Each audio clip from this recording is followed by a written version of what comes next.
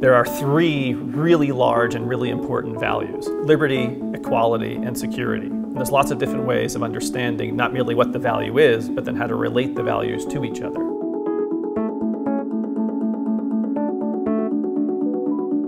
And so the class, when we teach justice and the Constitution, is navigating between these abstract values and how to understand them and how they're actually implemented or constructed within the law. Right, and we do this with actual U.S. Supreme Court cases, complicated debates around affirmative action, what it means to provide opportunities for traditionally disadvantaged groups, whether or not that is somehow constraining liberty, whether or not it provides equality in a meaningful way.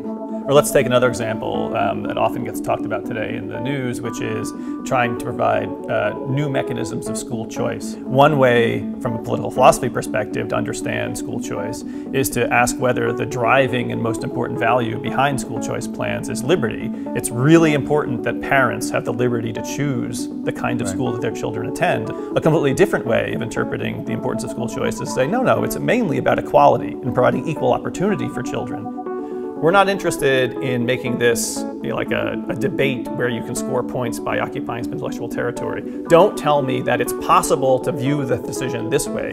We want to know what you actually think at the end of the day. What is your sincere view about this particular issue based on what we've learned? Don't give me a debater's point of view. Give me your view. Right. I got to say, as a lawyer, this is where I think we can add a lot of value to the conversation, because I got to make a decision. That judge has to make a decision. That legislative body has to make a decision at some point. It's based on imperfect information, but they've got a rule. They have to decide at some point. And we want to make sure that we're making the best decisions possible as, a faculty, as students, and as really a society here in the U.S.